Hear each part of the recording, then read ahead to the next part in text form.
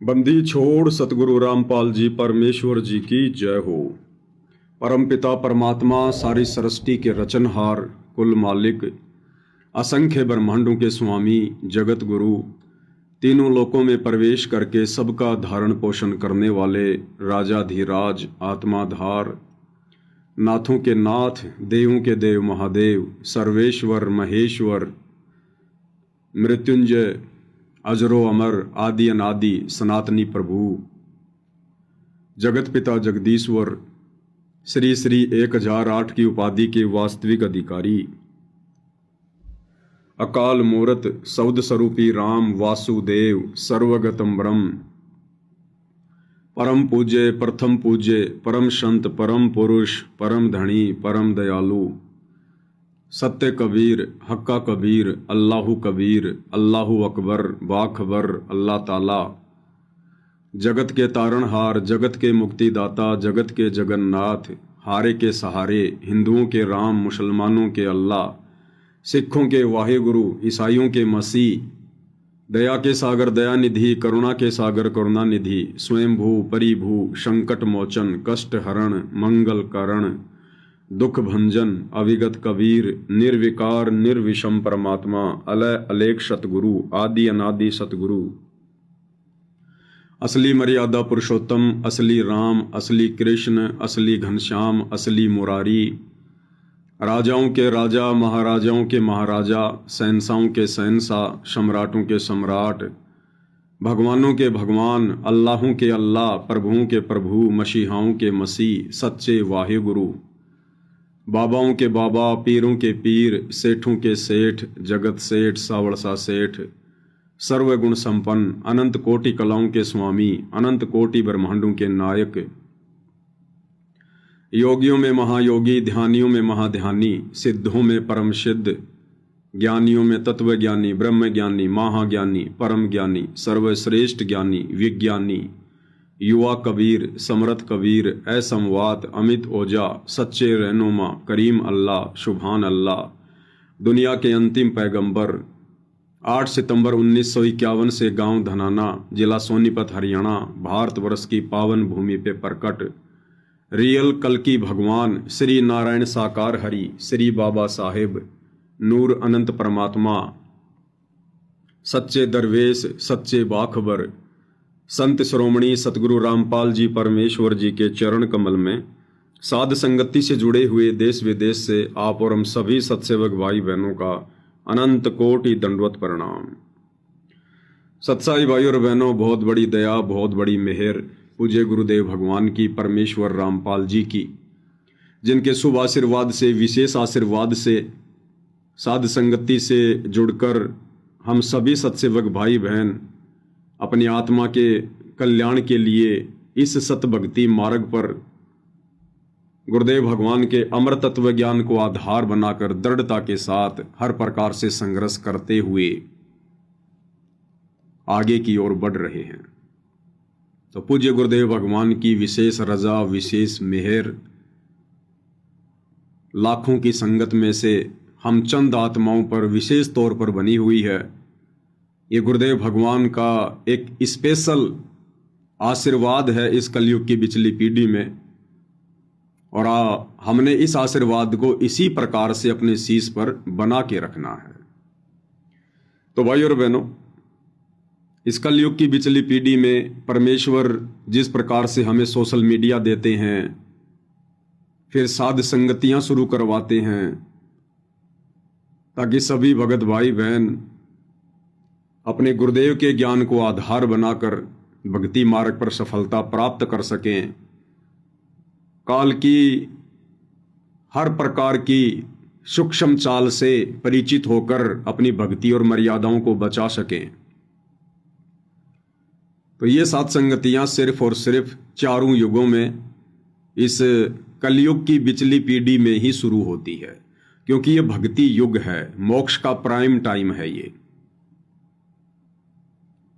और परमेश्वर ने ये सात संगतियां मात्र इसीलिए शुरू करवाई हैं भाई और बहनों, ताकि हम विचलित ना हों, हम डगमग ना हों। हालांकि सात संगतियां शुरू नहीं होनी चाहिए थी, क्योंकि गुरुदेव भगवान ने हमें जो अनमोल ज्ञान दे दिया है, दुनिया से न्यारा, दुनिया से प्यारा, और जिस सरल भाषा में जिस तरीके से गुरुदेव भगवान ने हमें समझा दिया है, उसके बाद हमें साध संगतियों की आवश्यकता नहीं पड़नी थी। लेकिन भाई और बहनों, गुरुदेव भगवान को पता है हम सभी दो कोटि के जीव हैं, हमारी तुच्छ बुद्धि है, विषय विकारों में काल ने हमें उलझा रखा है। हम गुरुदेव भगवान के उन संकेतों को, उन सत्संगों में कही गई गूढ़ बातों को इतनी आसानी से नहीं पकड़ पाएंगे, नहीं समझ पाएंगे, और खुलकर गुरुदेव भगवान कह नहीं पाएंगे, क्योंकि काल के साथ उनका एग्रीमेंट है कि आप जबरदस्ती मत करना। जो आपके ज्ञान को समझे आप उन्हीं को सतलोक लेकर जाना। तो गुरुदेव भगवान ने खुलकर अपने विषय में ज़्यादा कुछ बताया नहीं, संकेतों में कहकर या लिखकर पुस्तकों में छोड़ दिया। तो गुरुदेव भगवान को पता है कि हम सभी दो कोटि के जीव हैं और हमारी इतनी औकात नहीं है कि उस परमेश्वर के संकेतों को हम पकड़ सकें। ये चारों वेद भाई और बहनों, ये परमेश्वर का ज्ञान है। गीता जी का ज्ञान भी कबीर भगवान का ही ज्ञान है। ये सत्सेवक भाई बहनों को तो धीरे धीरे सब समझ में आ रहा है। तो सोचिए भाई और बहनों, ये संस्कृत के प्रकांड ज्ञाता विद्वान मनु जैसे, वेद व्यास जैसे, वशिष्ठ और विश्वामित्र जैसे, चुणक जैसे, कपिल ऋषि जैसे, ये लोग भाई और बहनों इन वेदों में लिखे गए परमेश्वर के संकेतों को नहीं समझ पाए, गीता जी में लिखे परमेश्वर के संकेतों को नहीं समझ पाए। तो भला भाई और बहनों, आप और हम दो कोटि के कलयुगी जीवों की फिर क्या औकात कि वेदों और गीता जी से भी ज्यादा गूढ़ रहस्य युक्त पूज्य गुरुदेव भगवान के इन सत्संगों में छुपे हुए संकेतों को हम समझ सकें। तो ये दया भी फिर परमात्मा ही करते हैं। परमेश्वर हमारा ज्ञान योग खोलते हैं, हमें सद्बुद्धि देते हैं, हमारी जर लग चुकी बुद्धि को परमेश्वर साफ करते हैं। और ये साध संगति के टुकड़े गुरुदेव भगवान हम भगत भाई बहनों की झोली में डाल देते हैं, जैसे कुत्ते को रोटी का टुकड़ा डाला जाता है। क्योंकि परमात्मा ने हमें सतलोक लेकर जाना है। वे तो सतलोक के राजा हैं, शहंशाह हैं, उनका तो एक पैर सतलोक में, दूसरा पृथ्वी लोक पर। वो तो 1 सेकंड में आते हैं, 1 सेकंड में जाते हैं, वो किसी के बंधन में नहीं है, वो तो बेपरवाह अबंध परमात्मा है। लेकिन हमारी भक्ति ज्यादा से ज्यादा कैसे बने, कैसे भक्ति धन जमा हो, इसके लिए परमेश्वर भक्ति के साथ साथ ये साध संगति रूपी एक छोटा सा रोटी का टुकड़ा भी हमें डाल देते हैं, ताकि इस साध संगति के बहाने हम गुरुदेव भगवान की महिमा करके, उनकी सेवा करके, और सभी भगत भाई बहन मिलजुल के ज्ञान आधार से चर्चा करके और बुराइयों से दूर हो सकें, काल की सूक्ष्म चाल से परिचित हो सकें और अपनी भक्ति को मर्यादाओं में रह के कर सकें।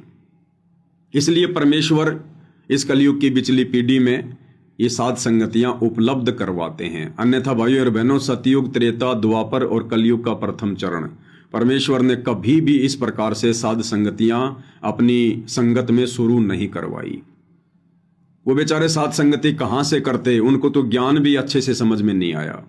उनको तो सत्संग भी साल 6 महीने में कभी कभार जब परमात्मा उस क्षेत्र में जाया करते थे तब उनको सुनने को मिला करते थे। तो बेचारे वो कहां से साध संगति कर लेते।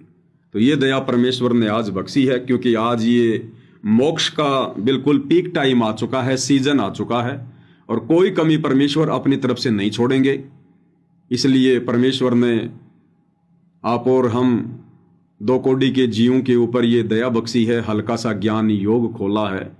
परमेश्वर हमें सत्य प्रेरणा करते हैं, जिस आधार से हम भक्ति मार्ग पर 2 कदम आगे बढ़ रहे हैं। अब परमेश्वर की तो प्रोसीजर ये है भाई और बहनों, जो आपने अभी तक सुन ली, ज्ञान आधार। और काल की क्या प्रोसीजर है? काल जमा करेगा भीड़।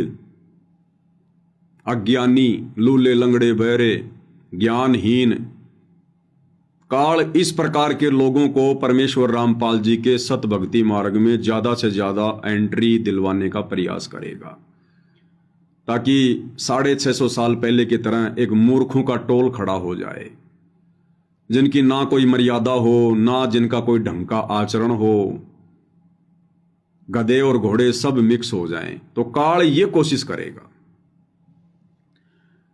क्योंकि वर्तमान समय में काल पूरी ताकत लगा रहा है, सामने वो प्रकट हो नहीं सकता, उसकी मजबूरी है अपने वास्तविक रूप में।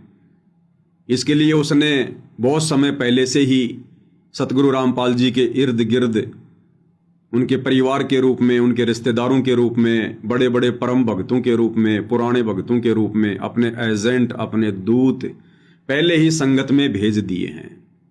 जिस प्रकार 650 साल पहले परमात्मा ने जब कमाल को जीवित किया, उसको अपने बेटे की तरह अपने पास में रखा, उसको शिक्षा दी, दीक्षा दी, उसको प्यार दिया, उसको भगत बनाना चाहा, लेकिन अंत में वो परमात्मा का विरोधी बन गया। परमेश्वर की आत्माओं को तोड़ने का उसने कार्य किया। आज गुरुदेव भगवान कह रहे हैं कि वो गुरुद्रोही हो गया था, गुरुद्रोही। तो 650 साल पहले भी काल ने कमाल के रूप में अपना दूत कबीर परमात्मा की झोपड़ी में भेज दिया, उनके पास में भेज दिया।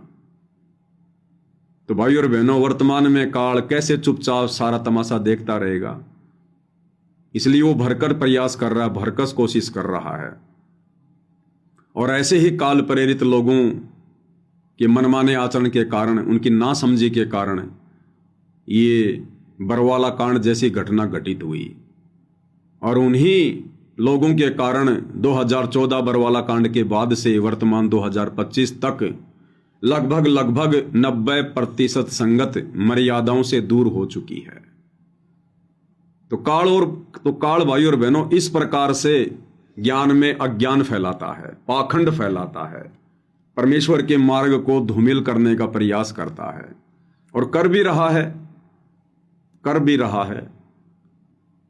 आपको एक छोटा सा वीडियो दिखाते हैं कि किस प्रकार का जन समूह काल प्रेरणा से सतलोक आश्रम मैनेजमेंट हरियाणा वाले इन आश्रमों से जोड़ रहे हैं। इन दिनों इन लोगों ने एक मुहिम चला रखी है, अन्नपूर्णा मुहिम। उस अन्नपूर्णा मुहिम के तहत ये लोग अपना समय और अनमोल श्वासें बर्बाद करते हुए और संगत की करवाते हुए ये लोग दिन रात समाज की सेवा में लगे हुए हैं। भाई और बहनों, समाज की सेवा करना कोई गलत बात नहीं है। सेवा करनी चाहिए, मदद करनी चाहिए, सहयोग करना चाहिए, क्योंकि हम इंसान हैं। परमेश्वर ने हमें एक दूसरे का सहयोगी बनाया है, हमें बुद्धि दी है, अच्छी बात है। लेकिन ये सेवा, ये मदद, ये सहयोग कबीर परमात्मा की सत भक्ति मिलने के बाद में हमने कैसे करनी चाहिए, कब करनी चाहिए और नहीं करनी चाहिए तो क्यों नहीं करनी चाहिए, इसके पीछे बहुत सारी धाराएं लग जाती हैं भाई और बहनों। फिर बहुत सारे नियम लागू हो जाते हैं। हम आम समाज के आम लोगों की तरह नहीं होते। फिर सतगुरु से उपदेश लेने के बाद मोक्ष मार्ग में हमारे प्रत्येक कार्य के ऊपर एक नियम लागू होता है, एक शर्त लागू होती है। जिस प्रकार आम व्यक्ति यदि किसी जानवर की हेल्प करता है, मदद करता है, मान लीजिए किसी कुत्ते के सर में कीड़े पड़े हुए हैं, वो बेचारा दुखी है, परेशान है, चिल्लाता है, ना टाइम पर खाना खा पाता है। अब जगत वाले लोगों में भी दया होती है। आजकल आप सोशल मीडिया पर देख रहे हैं कैसे कैसे लोग मुहिम चलाते हैं। उन्होंने अपने पेज बना रखे हैं, चैनल बना रखे हैं, और वो दिखाते हैं कि किस प्रकार से वो एक ऐसा कुत्ता पकड़ के लाए जिसके सर में कीड़े पड़े हुए हैं, खुजली लगी हुई है। वो उस कुत्ते को वहां से उठाकर लेकर आएंगे, अपने घर पर लाएंगे, वहां पर उसका ट्रीटमेंट करेंगे, उसको नहलाएंगे, इंजेक्शन लगाएंगे, दवाई वगैरह छिड़केंगे, और महीने 20 दिन में जब वो कुत्ता स्वस्थ हो जाता है उसके बाद फिर उसको वापस छोड़ देंगे। तो भाई और बहनों, जो जगत वाले लोग हैं, देखो एक होता है भगत, एक होता है जगत। अब बहुत सारे लोग तो ये भी नहीं समझते कि भगत और जगत क्या होता है। जब मैं बहादुरगढ़ थाने में गया, इन आश्रम वालों ने झूठा मुकदमा मेरे ऊपर लगवाया, तो वहाँ के जो दरोगा जी हैं, SHO हैं, उनसे ऐसे ही बातचीत शुरू हो गई परमात्मा के विषय में कि भाई क्या कारण था इस घटना का, ऐसा तो तूने कोई जुर्म भी नहीं किया जितना ये लोग तेरे पीछे पड़े हुए हैं। ऊपर SP तक इन लोगों ने हमारे को फ़ोन करवा दिए। तो दास ने उनको सारी बातें समझाई। तो बीच में मैंने कहा जी देखो, जगत वाले और हम जो सतगुरु रामपाल जी के भगत हैं, हमारी क्रियाओं में बहुत अंतर है। तो उसने कहा कि जगत और भगत क्या होता है? तो दास ने उसको बताया जी भगत वो है जो शास्त्रों के अनुसार सत भक्ति, सच्चा गुरु बनाकर जो प्राप्त कर लेता है, तो वो है भगत। यानी फिर उसकी जो क्रिया है वो आम व्यक्तियों से भिन्न होती हैं, आध्यात्मिक क्रियाएं। और जगत वो है जिनको अभी भक्ति का पता ही नहीं है, भक्ति तो कर रहे हैं वो, लेकिन वो शास्त्रों के विरुद्ध भक्ति कर रहे हैं। तो फिर उसको पूरा डिफाइन किया, उसको बताया कि इस प्रकार से ये डिफरेंट होता है जगत में और भगत में। तो ये जगत वाले लोग भाई और बहनों जिस प्रकार से जानवरों की मदद करते हैं, अन्य किसी की मदद करते हैं, अब उस व्यक्ति ने जिस कुत्ते की मदद की, उसको स्वस्थ किया, वो जगत के हिसाब से बहुत नेक कार्य है, बहुत अच्छा कार्य है।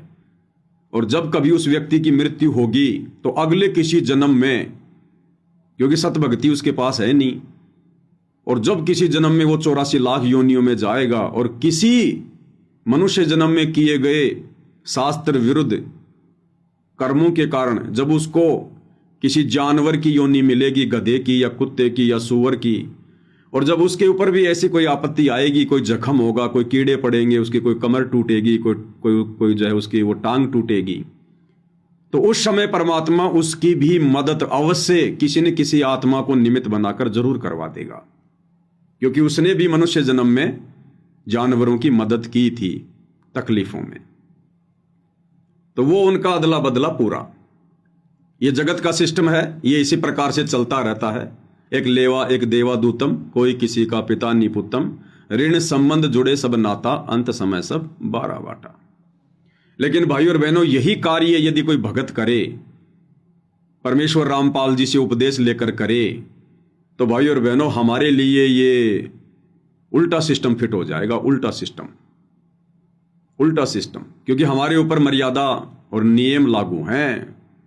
अब हम PhD कर रहे हैं, हम जगत वाले नहीं हैं, हम भगत हैं।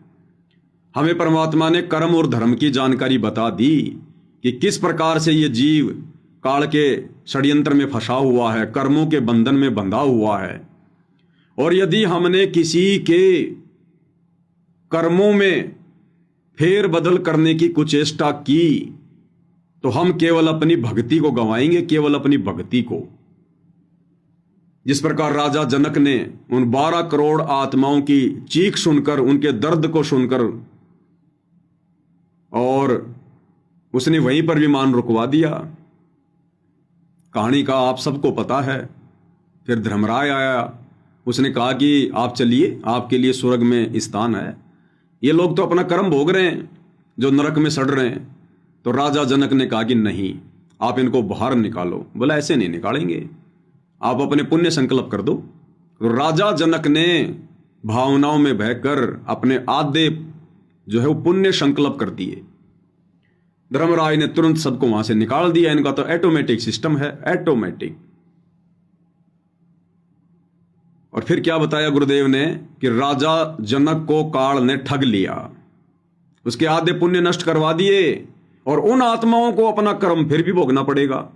जब तक राजा जनक के पुण्य उन 12 करोड़ आत्माओं के हिस्से में गए जो उस समय नरक भोग रही थी, उसी अनुपात में कोई 1 साल स्वर्ग में रहेगा, कोई 2 साल, कोई 10 साल। और जैसे राजा जनक के द्वारा संकल्प किए गए पुण्य समाप्त होंगे, उन आत्माओं को दिए गए, उसके बाद तुरंत उन 12 करोड़ आत्माओं को फिर से नरक में डाला जाएगा, क्योंकि उनको तो अपना कर्म भोगना ही पड़ेगा। लेकिन काल ने राजा जनक को ठग लिया। तो ठीक इसी प्रकार भाई और बहनों, हम भी भगत हैं, और भगत के ऊपर नियम लागू है स्पेशल। यदि हमने भी इस प्रकार से व्यर्थ की भावनाओं में बहकर अगर किसी जानवर के सर में कीड़े पड़ रहे हैं, किसी की टांग टूटी हुई है, और हमने व्यर्थ की दया दिखाकर यदि उसको अपने घर पर लाकर या जैसे भी हमने उसका ट्रीटमेंट करना शुरू कर दिया, तो भाई और बहनों ये काल क्या करेगा पता है? ये काल क्या करेगा? क्योंकि वो कुत्ता, वो गधा, वो सूअर अपना कर्म भोग रहा है और हमने व्यर्थ की दया दिखाकर उसके कर्मों में हस्तक्षेप कर दिया। हमने परमात्मा के विधान को तोड़ दिया, हमने बीच में जानबूझ के टांग अड़ा दी। अब काल क्या करेगा? हमारे द्वारा, क्योंकि हमने भावनाओं में बहकर उस कुत्ते की दवा लगाई, इंजेक्शन लगाया, उसके कीड़े साफ की, उसको स्वस्थ कर दिया। अब वो कुत्ता तो दौड़ जाएगा, वो तो ठीक हो गया, तुमने छोड़ दिया उसको। 4 दिन बाद में कहीं गाड़ी की टक्कर लगेगी, फिर से टांग टूटेगी, एक्सीडेंट होगा, या अगले जन्म में अपना वो कर्म फिर से भोगेगा जो बच गया हमारी उस मदद के कारण। अब काल उस कुत्ते को स्वस्थ कर देगा उस कर्म से, जो कर्म वो भोग रहा था अपना। इस जन्म में उसको फारिग कर देगा उस कर्म से। हमारे पुण्यों के आधार से हमारी भक्ति जाएगी। हम जो भक्ति कर रहे हैं ना, हमारी भक्ति माइनस होगी, क्योंकि हमने व्यर्थ की दया दिखाई है, फालतू की दया। अपना कर्म भोग रहे उस जीव के उस कर्म में हमने जानबूझ के हस्तक्षेप किया है, जानबूझ के। इसलिए परमात्मा कहते हैं कि भक्ति मार्ग में जो भी कर्म करो अपने गुरु की आज्ञा लेकर करो, और गुरु से आज्ञा लेने की आवश्यकता नहीं है। गुरु ने ऑलरेडी आज्ञा दे रखी है, नियम बता रखे हैं, मर्यादा बता रखी है कि भगत ने क्या कर्म जो है करने चाहिए, क्या कर्म नहीं करने चाहिए। भैया ये तो नरक लोक है, पृथ्वी लोक है, 21 ब्रह्मांड काल का लोक है, यहां सब अपने कर्म भोग रहे हैं। ये तो सजा का केंद्र है, ये तो सजा का केंद्र है। अरे ब्रह्मा विष्णु महेश भी समझदार। जब वो 12 वर्ष का बच्चा जिसकी आयु समाप्त हो चुकी थी, और जब तीनों देवता धर्मराज के पास गए उसकी आयु बढ़वाने के लिए, तो धर्मराज ने क्या कहा कि भैया मैं इसकी आयु बढ़ा दूंगा, तुम तीनों में से कोई भी अपनी उम्र इसको दे दो। तीनों ने हाथ खड़े कर दिया कि हम अपनी उम्र नहीं देंगे भाई। तो इसी प्रकार भाई और बहनों, हमने ये व्यर्थ की दया नहीं दिखानी है। अब सवाल उठेगा, भाई क्या हमारे घर में जो जानवर हैं, गाय है, भैंस है, कुत्ते हैं, बिल्ली हैं, या बैल है, ऊंट है, क्योंकि बहुत सारे भगत गांव में रहते हैं, वो किसान है, भाई अगर हमारे उन मवेशियों के साथ, जानवरों के साथ यदि ऐसी कोई नौबत आ गई, तो क्या हम उनकी भी मदद नहीं करेंगे? अवश्य करनी पड़ेगी। क्यों करनी पड़ेगी? क्योंकि वो हमारे अधीन है, वो हमारे अधीन हैं, हम उनसे कार्य ले रहे हैं, वो हमारे पालतू हैं, हम उनको चारा खिलाते हैं, वो हमें दूध देते हैं। और ये कुत्ता बिल्ली भाई और बहनों हमने नहीं पालने हैं, ध्यान रखना। ये कुत्ते और बिल्लियां अब हमने नहीं पालने हैं, ये भक्ति के विरुद्ध हैं। ये आपको डिस्टर्ब भी करेंगे, आरती के समय भौंकेंगे, मंत्र करते समय भौंकेंगे, और वैसे भी ये मांसाहारी जानवरों की श्रेणी में आते हैं। कुत्ते और बिल्ली ये मांसाहारी जानवर हैं। भले कोई शाकाहारी जानवर है, हमने खाली शौक किया उसको नहीं पालना है, हमने उसको शौकिया नहीं पालना है। कल को आप सत्संगों में जाओगे, उसको कहां छोड़ के जाओगे? और वो आपको फायदा क्या दे रहा है? आप ये सोचोगे साहब मैंने कुत्ता इसलिए पाला, ये मेरी रखवाली करेगा, तो फिर भगवान क्या करेगा? अरे आप जो भक्ति कर रहे हो, फिर भगवान क्या करेगा? गुरु जी कह रहे हैं कि परमात्मा रखवाली करेगा भक्तों की, जो भक्ति करेगा, मर्यादा में रहेगा। कुत्ते रखवाली करेंगे क्या हमारी? जब हम ये सतभक्ति करेंगे तो गुरुदेव भगवान कहते हैं कि ब्रह्मा विष्णु महेश भी तुम्हारे सिक्योरिटी गार्ड बन के रहेंगे। Security guard. बताओ भाई और बहनों, फिर हमने ये जानवर पालने की क्या आवश्यकता पड़ गई? फिर हमने जानवर पालने की क्या आवश्यकता पड़ गई? जब कबीर भगवान सतगुरु रामपाल जी के बच्चों की सेवा में जो मर्यादा में रहकर भक्ति करेंगे, परमात्मा इन देवी देवताओं की ड्यूटी लगाते हैं, देवी देवताओं की, कि कोई भी काल की जो नकारात्मक शक्तियां हैं, कोई भूत है, प्रेत है, बेताल है, ये भक्तों को दुखी ना कर दें, परेशान ना कर दें। परमात्मा स्पेशल ड्यूटी लगाता है अपने भक्तों के दरवाजे पर, इन देवी देवताओं की। फिर हमने कुत्ते पालने की क्या आवश्यकता भाई?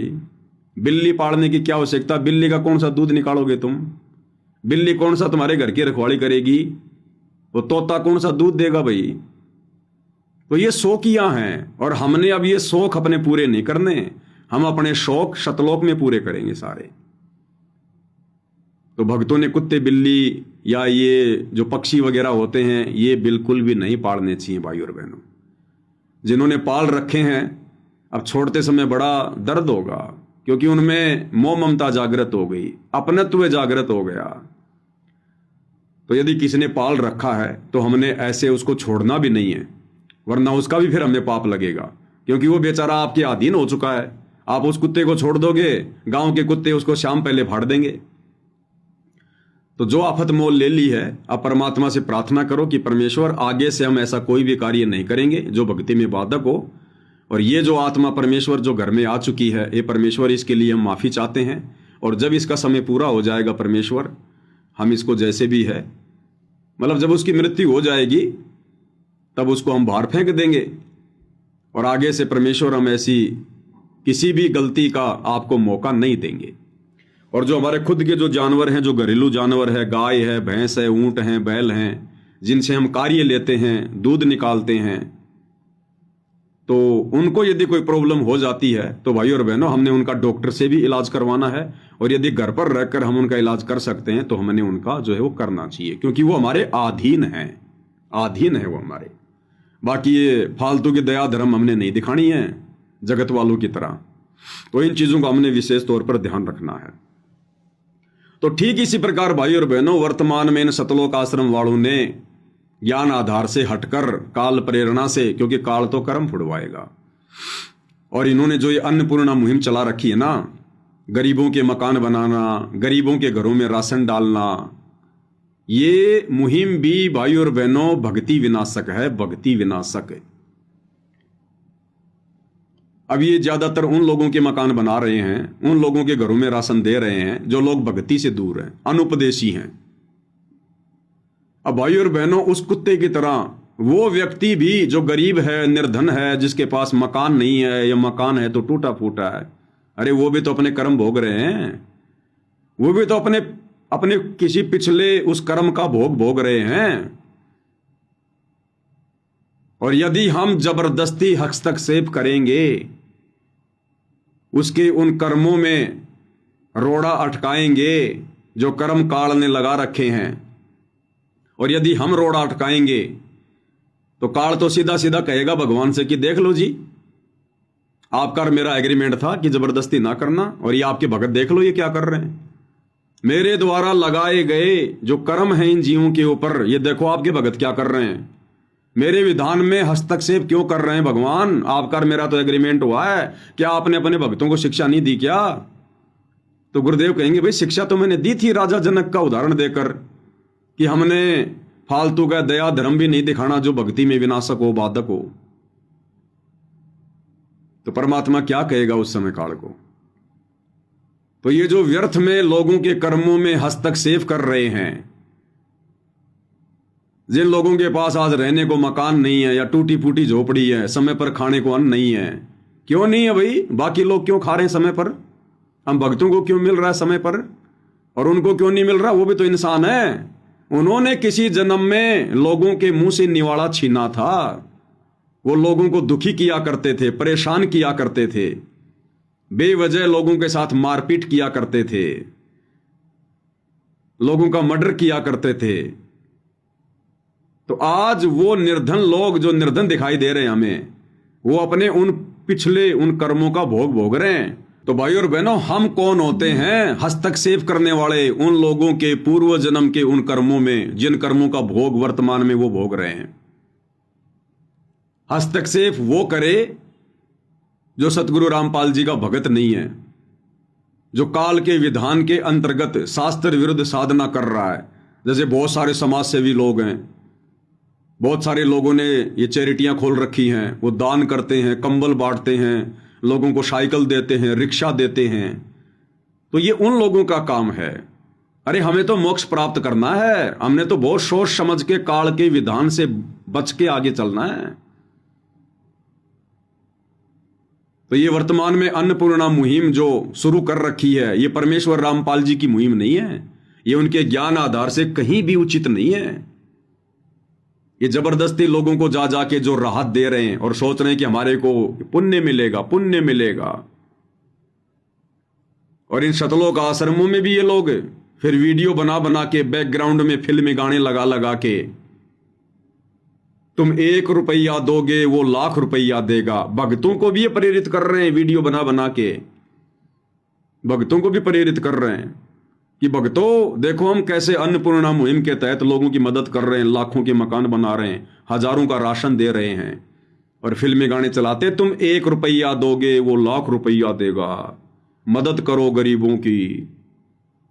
संगत को भी लपेटे में ले रहे हैं ये लोग इस अन्नपूर्णा मुहिम के तहत। भाई और बहनों, ये भक्ति मार्ग है, इसलिए गुरुदेव कहते हैं काल कसाई तक तक मारे पग पग पे यो बाणा। ये ऐसी सूक्ष्म चाल चलता है, भगत समझ ही नहीं पाता। भगत सोचता हम तो उनकी भलाई कर रहे हैं।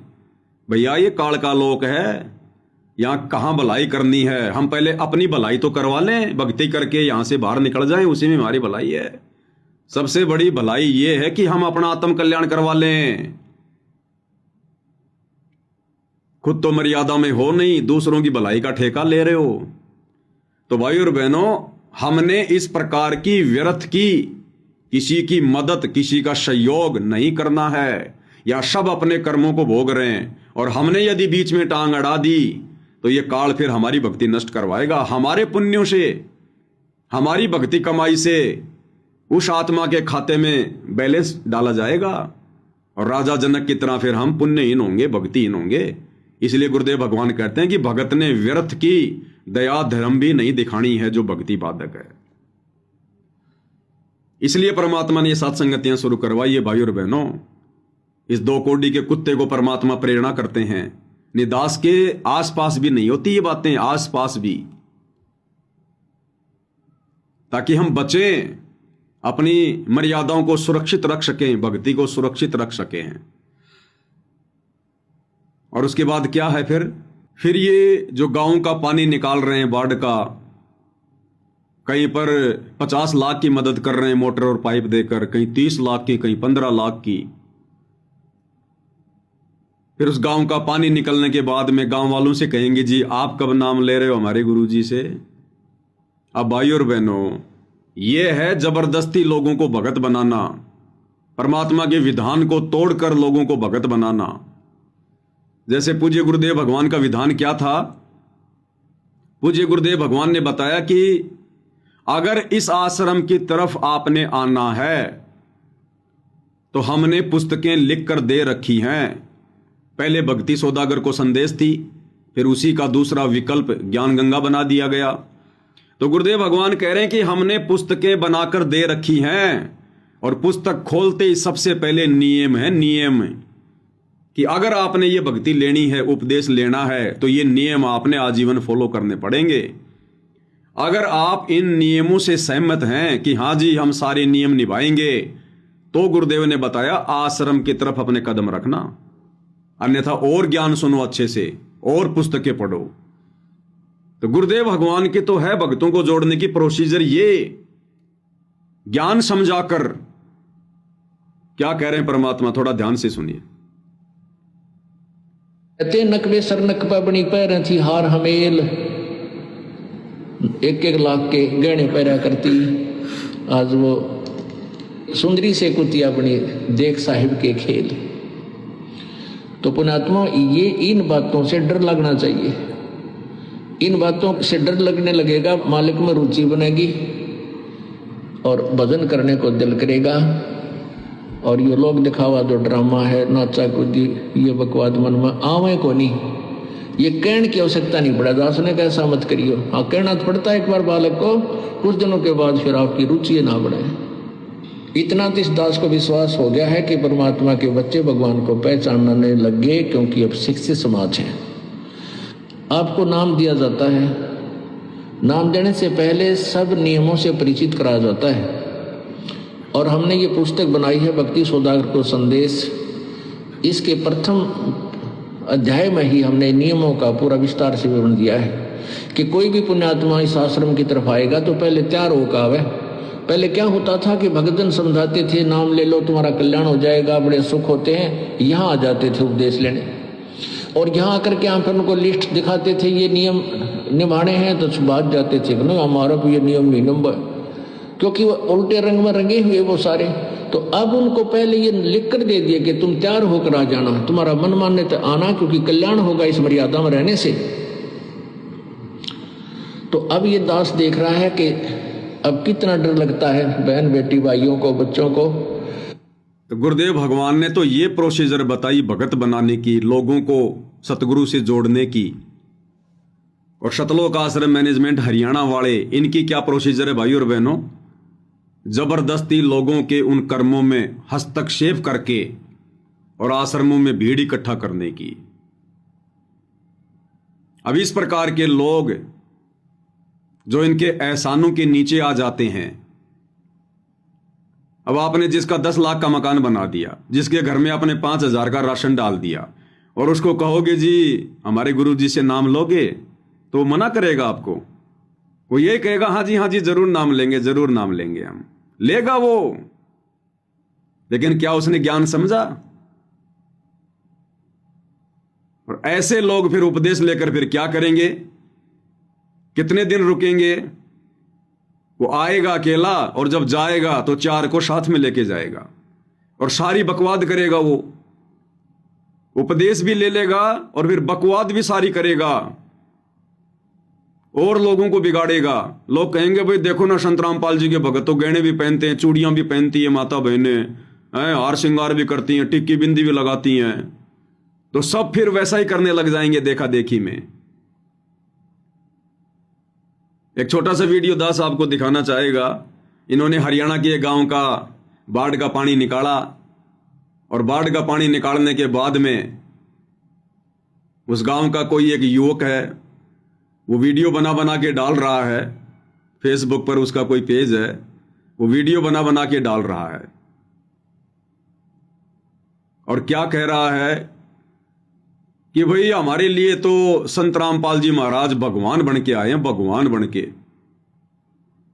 हमारी मदद किसी ने नहीं की, ना मंदिर वालों ने, ना दूसरे बाबाओं ने। संत रामपाल जी ने हमारी मुसीबत में मदद की, हमारे खेत का पानी निकाला, हमारी फसल को बचाया। भाई हमारे लिए तो भगवान आ रहे हैं, भगवान। और लास्ट में जब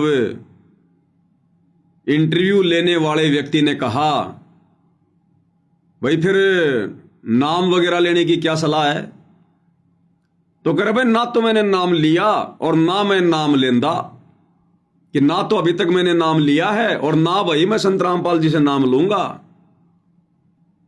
और व्यर्थ के उपदेश दे रहा है कि संत रामपाल जी भगवान आए हुए हैं, भगवान आए हुए हैं। पहले आप उनका ये वीडियो सुनिए भाई और बहनों। भाई संत साहिब रामपाल जी महाराज संत साहिब भगवान है भाई। मारा नाम का दोषा से कोई गुंडा को, से कोई आतंकवादी को, हम नहीं से गुंडा इसा आतंकवादी की जरूरत है ना, कि हम नहीं से देशभक्त हैं जो हमारा काम ही नहीं आवा। हमको जितनी गुंडा बताओ हो, जितनी तम देशद्रोही बताओ हो, वही हमारा नाम का हकीकत में इस टाइम भगवान है। हमने उसा देशद्रोही था शिक्षा लेनी चाहिए रामपाल जी महाराज था। जितनी काम करना जरा पानी चढ़ 20-20 लाख 25-25 30 लाख का सामान दिया, 55 मोटर 30,000 फुट पाइप देने का काम करता तो 100 से रामपाल है। और श्रम आनी चाहिए उन मंदिर वाले पुजारिया ना। मंदिर तो कोई हमना आपत्ति नहीं है, मंदिर में हमारी श्रद्धा, 2 टाइम मंदिर में जाओ, उन पुजारिया ने श्रम आनी चाहिए जो यहाँ बड़े बड़े मंदिर में बैठे, सैला से तिरुपति, ये हमारे नजदीक बनबोरी, इन मंदिर में जो पुजारी बैठे उन्हें श्रम आनी चाहिए। करोड़ों रुपया का एक महीने का चंदा, और वहाँ देख ले दाम देवा है, और वहाँ गोजी मंगाना है। और मुसीबत जब किसान पावा है और वो आपकी गोद भरने का काम करे, बिल्कुल भी किसान की मदद नहीं करने का काम करे। दूध जो काम कर रहे हैं भाई इस टाइम इस एरिया में रामपाल जी महाराज कर रहे हैं, जमा घरों इस बात पर भाई हमने शर्मिंदगी भी महसूस हुआ। हमें गाड़ी दिया करते हैं, राज मारे काम आया। नाम लेने की सलाह कर ली गई? बिल्कुल भी नहीं, नाम ना लिया ना लेंदा। अच्छा, नाम लेने की सलाह कर ली गई? बिल्कुल भी नहीं, नाम ना लिया ना लेंदा। अच्छा, नाम लेने की सलाह कर ली गई? बिल्कुल भी नहीं, नाम ना लिया ना लेंदा। अच्छा, जो अच्छा करेगा उसका प्रचार करांगे, उसका गला खड़े होवांगे। अब बताओ भाई और बहनों, कह रहा है ना तो नाम लिया और ना मैं नाम लेंदा, यानी ना मैं नाम लूंगा, जो अच्छा काम करेगा हम तो उसका प्रचार करेंगे। तो इस प्रकार के भगत ये काल सतलोक आश्रम वालों के माध्यम से जोड़ना चाहता है, जिनको ना कोई ज्ञान ना कोई मर्यादाओं की जानकारी, केवल अपने स्वार्थ के लिए संत रामपाल जी को कह रहे हैं कि भगवान आया हुआ है, भगवान आया हुआ है। अरे भाई, आज तक 30 साल हो गए, संत रामपाल जी के 90% भगत ही नहीं जान पाए, नहीं पहचान पाए कि संत रामपाल जी भगवान आए हुए हैं। इस भाई को कैसे एक ही दिन में पता चल गया कि संत रामपाल जी भगवान आए हुए हैं? तो ये ज्ञान नहीं बोल रहा, ये इस गांव का स्वार्थ बोल रहा है। अगर इस गांव की बाढ़ का पानी संत रामपाल जी के इन सतलोक आश्रम वालों ने मदद करके ना निकाला होता, और यदि बाबा राम रहीम के भक्तों ने निकाल दिया होता, अगर बाबा राम रहीम के मैनेजमेंट ने इनको ये 5 मोटर और 10-20 हजार फुट पाइप दे दिए होते, तो आज ये भाई इसी प्रकार से वीडियो बना के बाबा राम रहीम की महिमा करता कि भाई बाबा राम रहीम ने चाहे कोई बलात्कारी को चाहे कोई गुंडा को, मारे लेखे तो वो भगवान है, भगवान जिसने हमारे गांव का पानी निकाल दिया। तो भाई और बहनों, हमने इस प्रकार की वीडियो देखकर, जो अपने स्वार्थों के लिए बनाए जाते हैं, भावनाओं में बहकर बनाए जाते हैं, हमने इस प्रकार के वीडियो देखकर विचलित नहीं होना चाहिए। और ना सतगुरु रामपाल जी भगवान इस प्रकार के जो प्रचारक हैं, जो ना उनसे उपदेश प्राप्त किए हैं, ना उनके ज्ञान को सुनते हैं, इस प्रकार के लोगों को अपना प्रचारक संत रामपाल जी नहीं बनाते। और ना सतगुरु रामपाल जी को इस प्रकार की झूठी महिमा की आवश्यकता है। वो महिमा का भूखा नहीं है कि लोग उनको भगवान कहें। अरे वो परमात्मा तो उस समय प्रसन्न होगा जब उनके भगत बनकर, उनको पहचान कर, हृदय से उनको भगवान कहें। और कहने से बात नहीं बनेगी।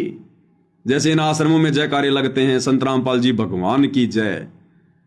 अरे भगवान जैसी भक्ति क्रिया करो, उनके साथ भगवान जैसा व्यवहार करो। अरे भगवान की आरती उतारी जाती है, ये आश्रम वाले आरती उतारते हैं क्या? अरे भगवान को भोग लगाया जाता है, ये आश्रम वाले सतगुरु रामपाल जी को भोग लगाते हैं क्या? तो परमेश्वर झूठी महिमा नहीं चाहता। तो ये इस प्रकार की भीड़, ये काल बली इन आश्रम वालों के माध्यम से इन आश्रमों में इकट्ठा करना चाहता है, इकट्ठा। अरे परमात्मा तो भीड़ की छटनी कर रहे हैं और ये जबरदस्ती भीड़ लेके आ रहे हैं। अरे इस प्रकार के भगत नहीं चाहिए गुरुदेव को। कहता ना तो नाम लिया और ना मैं नाम लेंदा, लेकिन संत रामपाल जी भगवान आए हुए हैं। अरे जब पता चल गया भाई आपको कि भगवान है और फिर भी नाम नहीं ले रहा, तो फिर भगवान कैसे झूठी महिमा को स्वीकार करेगा? अब जैसे कोई व्यक्ति किसी को बता दे कि भाई ये मिठाई है और इस मिठाई के ये गुण हैं, और बहुत सारे लोग इकट्ठा होकर मिठाई खा रहे हैं और कह रहे हैं वाह आनंद आ गया, क्या मीठा है, वाह वाह वाह। और इस जैसा भाई देख रहा है, सुन रहा है, और वो फिर वीडियो बना बना के कहे कि भाई देखो मिठाई ऐसी होती है, मिठाई ये है, मिठाई खाने से आनंद आता है। और इंटरव्यू लेने वाला कहे कि भाई फिर आपके क्या विचार हैं मिठाई खाने को लेकर, और फिर ये भाई कहे कि ना तो मैंने मिठाई खाई और ना मैं मिठाई खांदा, लेकिन लोग अगर खा रहे हैं तो मैं तो प्रचार करूंगा। अरे क्या फायदा भाई, फिर तूने मिठाई खाई नहीं, तू मिठाई के टेस्ट को जानता नहीं, और कह रहा ना मैंने खाई ना मैं खाऊंगा, और फिर भी मिठाई का प्रचार कर रहा है। तो ये क्या है भाई और बहनों? या तो मूर्खता या फिर सवारत है, या तो मूर्खता या फिर सवारत है। मूर्खता तो ये हो गई कि जब मिठाई में इतने अच्छे गुण हैं तो फिर मिठाई को ना खाना फिर मूर्खता है, और प्रचार अगर फिर भी वो प्रचार करता है तो फिर ये सवारत है, सवारत है। क्योंकि फिर वो मिठाई बनाने वाली कंपनी उस व्यक्ति को कुछ न कुछ मदद कर रही है, जिस कारण से वो मिठाई ना खाकर भी उसका प्रचार कर रहा है। तो भाई और बहनों, सतगुरु रामपाल जी भगवान ने इस प्रकार के प्रचारकों की आवश्यकता नहीं है जिस प्रकार के प्रचारक ये सतलोक आश्रम वाले जबरदस्ती तैयार कर रहे हैं।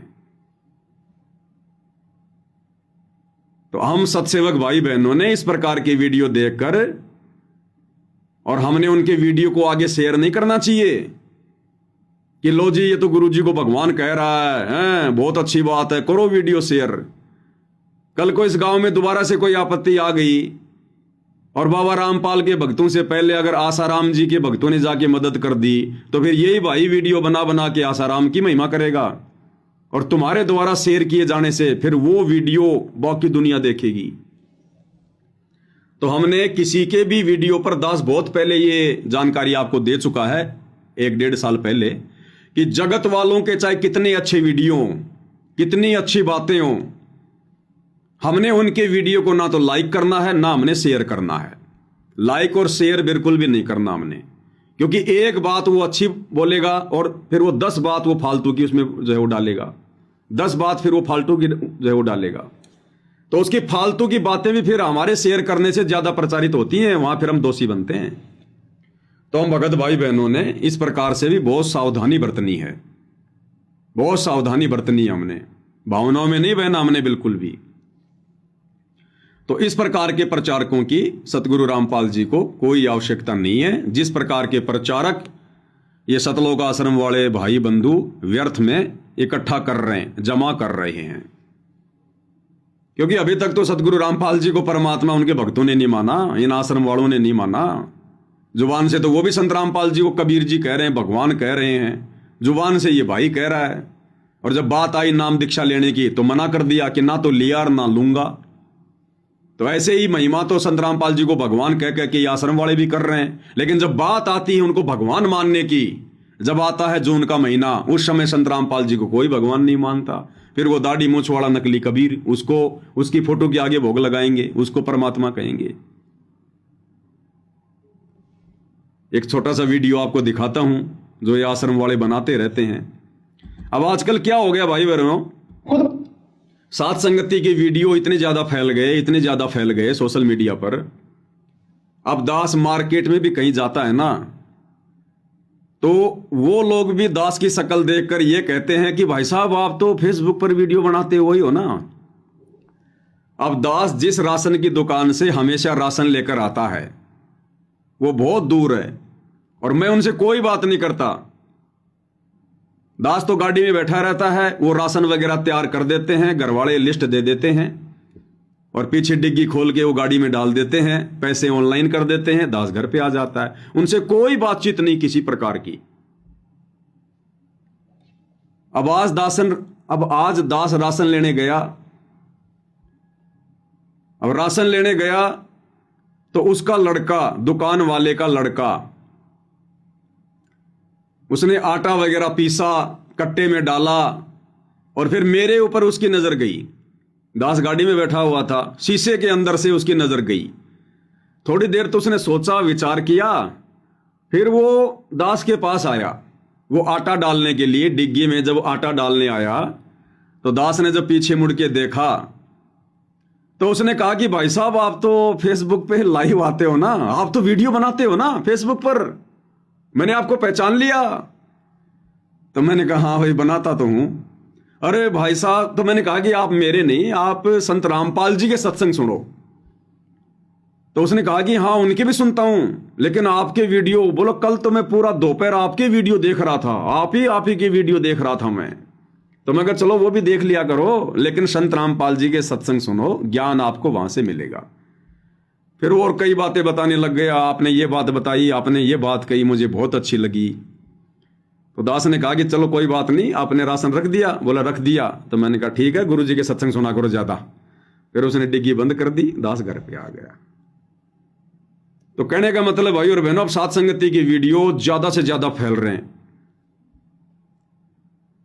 और सात संगति की वीडियो देख देख कर सतलोक आश्रमों से जुड़ी जो संगत है उन्होंने इतना तो ज्ञान ले लिया कि भाई संत रामपाल जी भगवान हैं, संत रामपाल जी परमात्मा हैं, ये खुद ही कबीर हैं। इतना तो बार बार सात संगति की वीडियो देखने से इन आश्रम वाले भाइयों को समझ में आ गई। लेकिन ये दिल से परमात्मा मान नहीं पा रहे, स्वीकार नहीं कर पा रहे। जब बात आती है उनको भगवान मानने की, एक होता है कहना, एक होता है मानना, लेकिन जब बात आती है संत रामपाल जी को भगवान मानने की, साक्षात कबीर मानने की, उस समय ये फेल हो जाते हैं। क्योंकि परमात्मा कहते हैं नकल में भी अकल चाहिए, नकल में भी अकल चाहिए। अभी मान क्यों नहीं पा रहे संत रामपाल जी को भगवान? अब भाई और बहनों, मानने के लिए पिछले मजबूत भक्ति संस्कार चाहिए। देखो, ज्ञान से तो केवल जानकारी होती है, दास के वीडियो से तो केवल जानकारी मिलेगी, लेकिन संत रामपाल जी को कबीर भगवान के रूप में हृदय से मानना, स्वीकार करना, ये भाई जब तक पिछले जन्म के भक्ति संस्कार दृढ़ नहीं होंगे, मजबूत नहीं होंगे, तब तक नहीं हो सकता ये, चाहे कोई कितनी कोशिश कर ले, कितनी कोशिश कर ले। जैसे हम बचपन में साइकिल चलाया करते थे, तो हम साइकिल को आवश्यकता से ज्यादा भगाया करते थे, कभी कभार जब स्कूल जाते थे जल्दबाजी के चक्कर में। अब साइकिल की एक लिमिट है भाई और बहनों, अब हम उससे ज्यादा पैर चलाएंगे, पेडल मारेंगे, जोर लगाएंगे, तो क्या होता था, फिर साइकिल के कुत्ते फेल हो जाते थे। यानी साइकिल का जो चक्का था फिर वो बिल्कुल ढीला हो जाता था, वो घूमता तो बहुत तेज था लेकिन साइकिल आगे नहीं बढ़ाता था। उसको कहते थे कि साइकिल के कुत्ते फेल हो गए। फिर उसमें तेल वगैरह डालते थे या उसकी चेन को टाइट करवाते थे, तब जाकर फिर वो पैडल सही चलते थे। तो भाई और बहनों, सात संगति की वीडियो देखकर इन आश्रम वालों को इतना तो समझ में आ गया कि संत रामपाल जी ही भगवान है, दूसरा कोई भगवान नहीं है। और आजकल ये लोग भी सात संगत वाले भाई बहनों की तरह संत रामपाल जी के आगे महाराज शब्द ना कहकर भगवान कहने लग गए। लेकिन जब बात आती है संत रामपाल जी को भगवान मानकर उनकी आरती उतारना, उनको भोग लगाना, उनकी महिमा करना, एकमात्र उन्हीं को दंडवत करना, उन्हीं की फोटो घर में रखना, उस समय भाई और बहनों इन आश्रम वालों के कुत्ते फेल हो जाते हैं। उस समय इनके कुत्ते फेल हो जाते हैं। फिर क्यों? क्योंकि इनकी चैन में ग्रिस नहीं है, इनकी चैन टाइट नहीं है, अभी लूज है। इनके पिछले जन्मों के जो कर्म हैं, जो शुभ संस्कार हैं, वो अभी लूज हैं। तो वो तो भाई सतगुरु रामपाल जी भगवान ही दया कर सकते हैं, और कोई दया नहीं बख्श सकता है। तो इन्होंने एक वीडियो बनाया है, जो अक्सर ये लोग वीडियो बनाते रहते हैं, ये सतलोक आश्रम वाले। तो इन्होंने आश्रमों में खड़े होकर एक वीडियो बनाया है, कबीर सागर के बोध सागर का हवाला दिया है कि सतगुरु रामपाल जी कौन है। तो आपको दिखा देते हैं इनका एक छोटा सा वीडियो। खुद बताया है, आप देख सकते हैं सर। हमरो उनको एक शरीरा, जाको सुनियो नाम कबीरा। 628 वर्ष पूर्व कबीर साहब ने अपने शिष्यों को पहले ही बता दिया था उस संत के विषय में। हमरो उनको एक शरीरा, जाको सुनियो नाम कबीरा। परमात्मा कबीर साहिब जी और संत रामपाल जी महाराज में कोई अंतर नहीं है, और उनका नाम कबीर होगा। संत रामपाल जी महाराज को 1997 में परम अक्षर ब्रह्म कबीर साहिब जी आकर मिले थे, और उस वीडियो के अंदर वही चीज दर्शाई गई है। हमरा उनका एक शरीरा, जाको सुनियो नाम कबीरा। जो परमात्मा कबीर साहिब का शरीर है ना, वही आज उस नौतम सुरती संत रामपाल जी महाराज के रूप में जो प्रकट हुई है, उनका वही शरीर है सर। अब बताओ, इनको ये जानकारी कहां से मिली है? कबीर सागर से, कि हमको और उनको एक शरीरा, और जाको कहिए नाम कबीरा।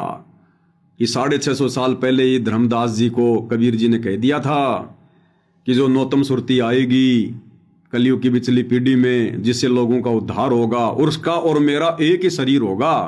अब एक ही शरीर का मतलब है एक ही होना। तो इस वाणी का हवाला दे रहे हैं और कह रहे हैं संत रामपाल जी खुद ही कबीर भगवान हैं। अरे भैया, ये बात जानने के लिए आपको कबीर सागर में जाने की क्या जरूरत थी? नित्य नियम को ढंग से पढ़ लिया करो, नित्य नियम विधि विधान से करो, पुस्तक हाथ में लेके, तो तुम्हें पता चलेगा कि ये बात तो बहुत अच्छे से नित्य नियम में लिखी हुई है कि सतगुरु साहिब एक शरीरा, और सतगुरु बिना ना लागे तीरा। तो समझ में नहीं आता आप लोगों को? कबीर सागर दिखा रहा कि देखो मैंने खोज कर ली। जैसे जम्बू में जो नकली कबीर पंथी है, मधु परमहंस रांजड़ी में, गुरुदेव भगवान ने बताया कि उसने डंडोरा पीटना शुरू कर दिया कि 11वां द्वार मिल गया मुझे, 11वीं खिड़की मिल गई, 11वीं खिड़की मिल गई। तो परमात्मा ने बताया इससे ऊपर तो 12वां द्वार है, उसको पार करके जाएंगे तब सतलोक जाएंगे। 11वां द्वार, 11वां द्वार। तो इसी प्रकार इन्होंने कबीर सागर दिखा के कि देखो खजाना मिल गया हमें, हमको उनको एक शरीरा, जाको कहिए नाम कबीरा। और यहाँ गुरुदेव भगवान रोज नित्य नियम में हमें पढ़ाते हैं कि नालायको, तुम्हें जो भक्ति बोध बना के दी है ना, ये दरबार में सजा के रखने के लिए नहीं दी है, इसको पढ़ो, इसका पाठ करो। इसके मूल्य की जगह गुरुदेव ने लिखा है नित्य नियम, यानी रोजाना इसका पाठ करो। तो समझो तुम अपने गुरुदेव के द्वारा मुफ्त में दी गई नित्य नियम का मूल्य अदा कर रहे हो, नहीं तो तुम धोखा कर रहे हो, धोखा। तो अगर ये सतलोक वाले भाई बहन, सतलोक आश्रम वाले अगर नित्य नियम को ढंग से कर लें, जैसे हम सत्सेवक भाई बहन कर रहे हैं, पुस्तक हाथ में लेके पाठ कर रहे हैं उसका, तो इनको कबीर सागर में देखकर आश्चर्यचकित होने की आवश्यकता नहीं थी कि हमरो और उनको एक शरीरा, ताको कहिए नाम कबीरा। गुरुदेव ने नित्य में साफ साफ लिखा हुआ है कि सतगुरु साहिब एक शरीरा और सतगुरु बिना न लागे तीरा। और फिर यह भी कह रहा है कि 1997 में संत रामपाल जी को कबीर जी आकर मिले थे। या 2 मिनट पहले तो कह रहा था कि कबीर जी और संत रामपाल जी एक ही हैं, हमरो और उनको एक शरीरा। और तुरंत बाद कह रहा कि फिर 1997 में संत रामपाल जी को कबीर जी आकर मिले, फिर उनको अलग अलग कर दिया। यानी कहने का मतलब है बड़ी मुश्किल से तो ये लोग देसी घी का थोड़ा बहुत हलवा बनाते हैं और तुरंत फिर उसमें गोबर डाल देते हैं। बताओ भाई और बहनों, फिर कैसे बात बनेगी? क्या कह रहा देखना, ध्यान से सुनना। शुरू में क्या कह रहा है और फिर वो एनिमेशन वाला वीडियो दिखा के कि 1997 में संत रामपाल जी को फिर कबीर जो है कबीर जी आकर मिले। देखिएगा, खुद बताया है, आप देख सकते हैं सर। हमरो उनको एक शरीरा, जाको सुनियो नाम कबीरा। 628 वर्ष पूर्व कबीर साहब ने अपने शिष्य को पहले ही बता दिया था उस संत के विषय में, हमरो उनको एक शरीरा, जाको सुनियो नाम कबीरा। परमात्मा कबीर साहिब जी और संत रामपाल जी महाराज में कोई अंतर नहीं है और उनका नाम कबीर होगा। संत राम कोई अंतर नहीं है और उनका नाम कबीर होगा। यानी संत रामपाल जी में और कबीर जी में कोई अंतर नहीं होगा और उनका नाम क्या होगा? कबीर। यानी संत रामपाल जी के नाम को भी इन्होंने ये कह दिया कि उसका नाम क्या होगा? कबीर। और अब आगे अलवे का गोबर करेंगे कि 1997 में संत रामपाल जी को फिर कबीर जी आकर मिले। संत रामपाल जी महाराज को 1997 में परम अक्षर ब्रह्म कबीर साहिब जी आकर मिले थे और उस वीडियो के अंदर वही चीज दर्शाई गई है, हमरा उनका एक शरीरा, जाको सुनियो नाम कबीरा। जो परमात्मा कबीर साहिब का शरीर है ना, वही आज उस नौतम सुरती संत रामपाल जी महाराज के रूप में जो प्रकट हुई है, उनका वही शरीर है सर। परमात्मा कबीर साहिब जी नौतम सुरती के रूप में इस संसार में अवतार लेंगे और संत रामपाल जी महाराज के रूप में वो आ चुके हैं। और परमात्मा ने पहले ही बोल दिया था, 5 अरूज 500 जब कलयुग बीत जाए, महापुरुष फरमान जब तारन को आए। कबीर साहब ने पहले ही बता दिया था 5505 वर्ष व्यतीत होने पर परमात्मा खुद आएंगे और 1997 में 5505 वर्ष व्यतीत हो चुके हैं। कबीर साहब जी संत रामपाल जी महाराज जी के रूप में इस पृथ्वी पर आ चुके हैं सर। अच्छा, तो कहना आपका ये है कि कबीर सागर में जो ये सारी चीजें लिखी हैं, कि पहली बात तो आपने बताया नौतम सुरती के बारे में, कि नौतम सुरती के बारे में कबीर साहिब जी ने बताया है, धर्मदास जी को बोला है कि आप 8वीं सुरती हो और नौतम सुरती आगे चल के आएगी जो कि 5505 वर्ष बीतने के बाद आएगी। जी सर। तो आप कह रहे हो कि 1997 में 5505 वर्ष बीत गया है, तो 5505 वर्ष बीतने के बाद ही कबीर साहिब स्वयं संत रामपाल जी महाराज जी के रूप में आ गए हैं, ये कह रहे हो। इसी कारण वो आपकी 3D एनिमेशन बनी है जिसमें कबीर साहिब स्वयं संत रामपाल जी महाराज जी के रूप में आप लीला कर रहे हैं, ये दिखाया गया है। बिल्कुल ये सत्य है सर। संत रामपाल जी महाराज के रूप में परमात्मा कबीर साहिब जी आज इस मृत्यु मंडल में आकर लीला कर रहे हैं और अपनी हंस आत्माओं को पुकार। सुन लिया भाई और बहनों, कितना गजब का ज्ञान दे रहे हैं ये आश्रम वाले, कितना गजब का ज्ञान दे रहे हैं कि संत रामपाल जी के रूप में कबीर जी स्वयं आ चुके हैं, धरती पर प्रकट हो चुके हैं और अपना ज्ञान दे रहे हैं। अब इन भाइयों से कोई पूछे, अगर तुम्हें इतना विश्वास है, इतनी दृढ़ता है, इतना ज्ञान हो गया कि कबीर जी वर्तमान में संत रामपाल जी के रूप में 1997 से धरती पर आ चुके हैं। 1997 से पहले तो ये आश्रम वाले संत रामपाल जी को कबीर जी नहीं मानते, उनको जन्म लिया हुआ मानुष मानते हैं कि 1997 में कबीर जी सतलोक से चलकर संत रामपाल जी को मिले, संत रामपाल जी को सतलोक भेज दिया और संत रामपाल जी के रूप में खुद कबीर जी धरती पर हैं आज। तो भाइयों, अगर इतना विश्वास है, इतनी दृढ़ता है तुम्हें क्योंकि दृढ़ता उसी को होगी जो दूसरों को समझाएगा। दूसरों को समझाने का मतलब है खुद पूरी तरीके से आश्वस्त है। तो जब तुम्हें इतना पक्का विश्वास है कि वर्तमान में धरती पर संत रामपाल जी नहीं बल्कि संत रामपाल जी के रूप में खुद कबीर भगवान है, अरे तो फिर दोगला आचरण क्यों? फिर उस कबीर की दाढ़ी मूंछ वाली नकली फोटो क्यों? फिर जून के महीने में उस नकली फोटो दाढ़ी मूंछ वाले नकली कबीर का प्रकट दिवस क्यों? फिर तुम आश्रम वालों के गले के लॉकेट में वो दाढ़ी मूंछ वाले नकली कबीर की फोटो क्यों? फिर तुम सतगुरु रामपाल जी को ही कबीर भगवान मान के उनकी आरती क्यों नहीं उतारते? सतगुरु रामपाल जी को ही कबीर भगवान मान के उनको भोग क्यों नहीं लगाते? एकमात्र दंडवत सतगुरु रामपाल जी को ही क्यों नहीं करते? फिर क्यों तुम गरीबदास जी का बोध दिवस मनाते हो?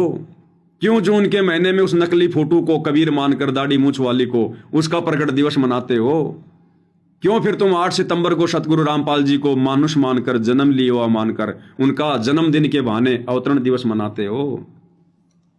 अगर तुम्हें इतना दृढ़ विश्वास हो गया तो भाई और बहनों, केवल सात संगति की वीडियो देख देख कर इन भगत भाई बहनों को इतना तो पता चल गया कि धरती पर संत रामपाल जी के रूप में कबीर जी हैं,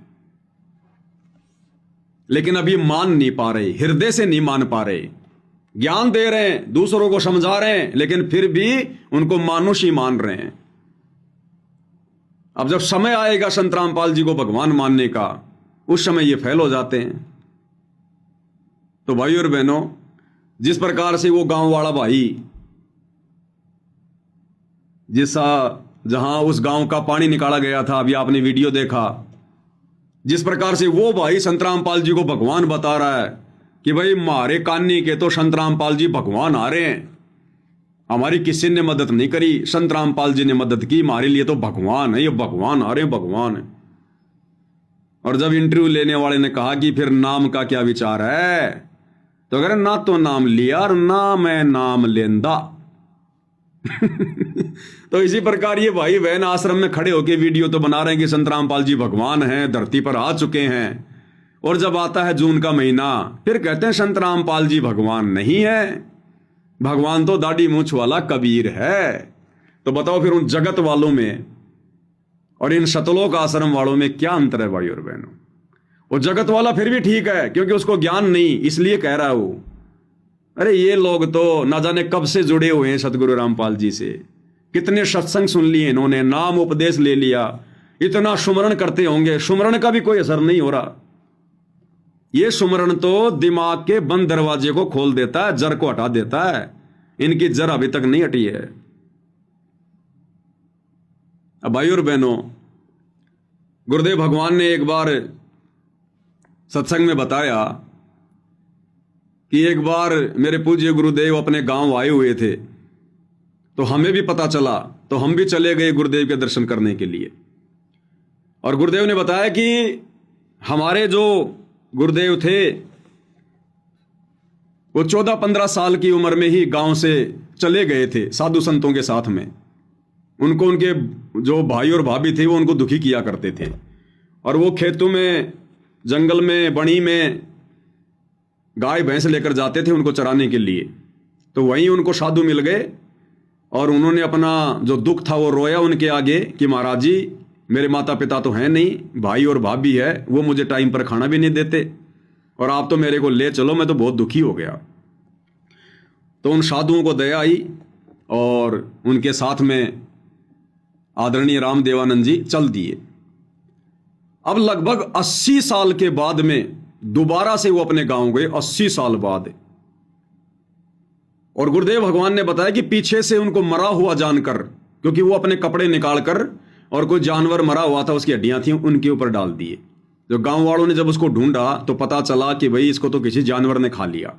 तो ये सोचकर उन हड्डियों को उठा के, जानवरों की हड्डियों को उठा के, और आदरणीय रामदेवानंद जी समझकर उनका अंतिम संस्कार कर दिया था बचपन में ही। और उसके बाद से इन पंडितों ने, इन ब्राह्मणों ने श्राद्ध निकलवाने शुरू कर दिए, 500 कपड़े रखवाने शुरू कर दिए 80 साल से। तो जब गुरुदेव भगवान गए उस गांव में,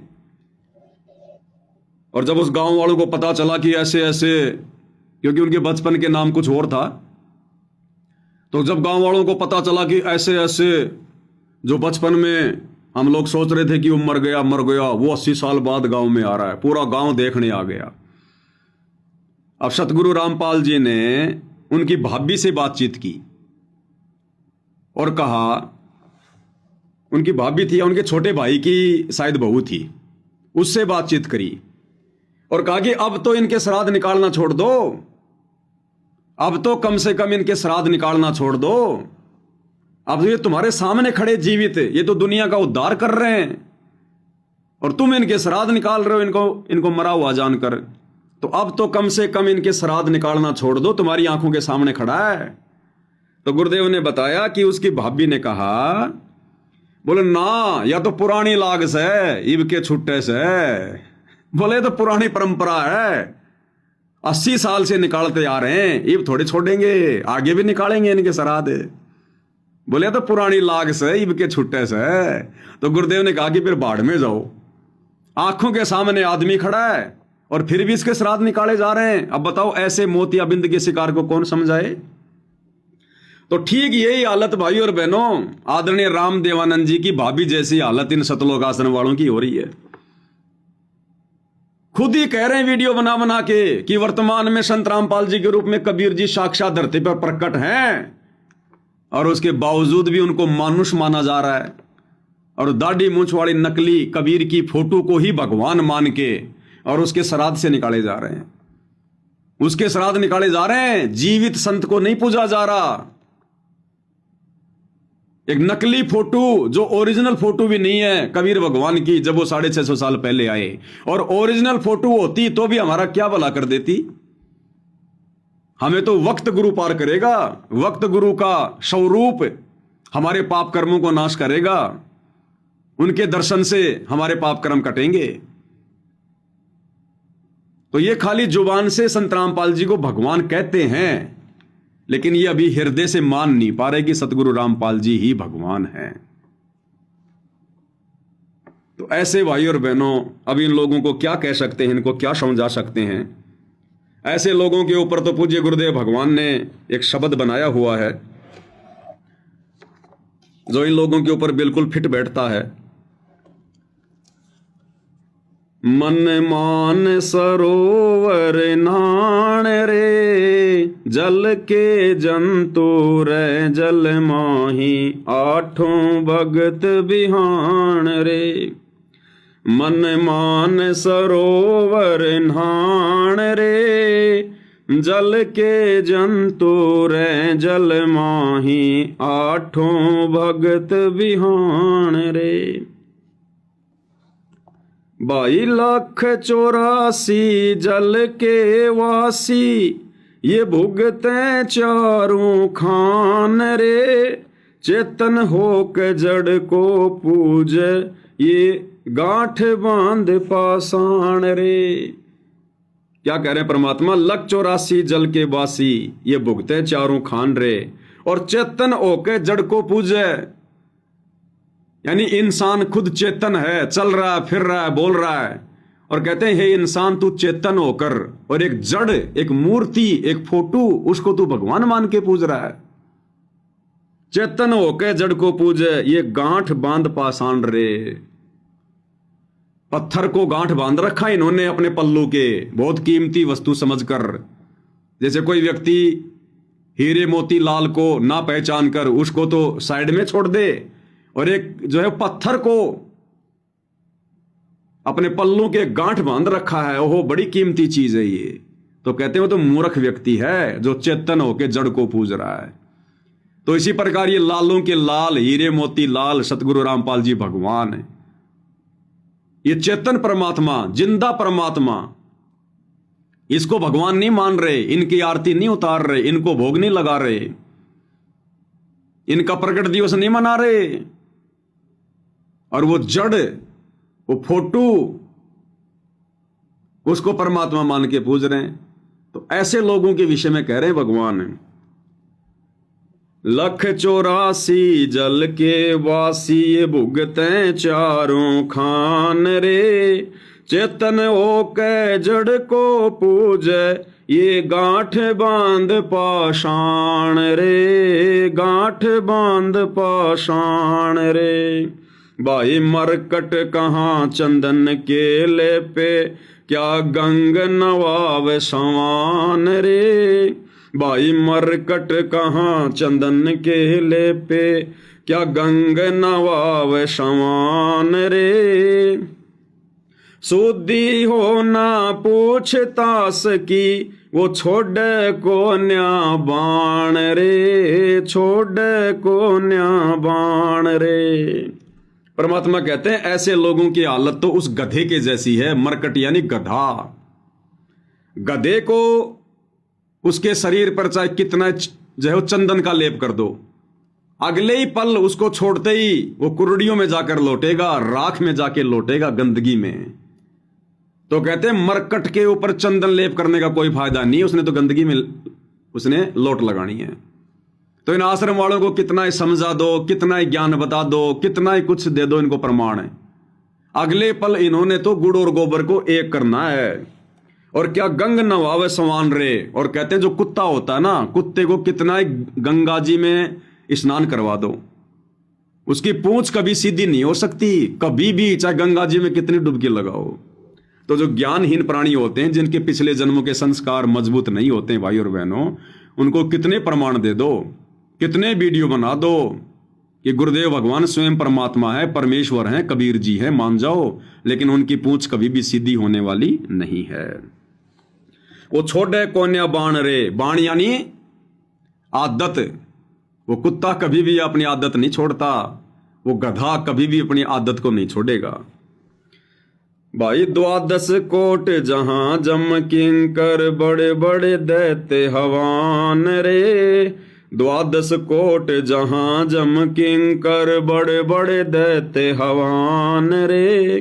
धर्मराय के दरगाह माही, हो रही खेचा ताण रे, हो रही खेचा ताण रे। भाई 184 कठिन 83, तू वचन हमारा मान रे।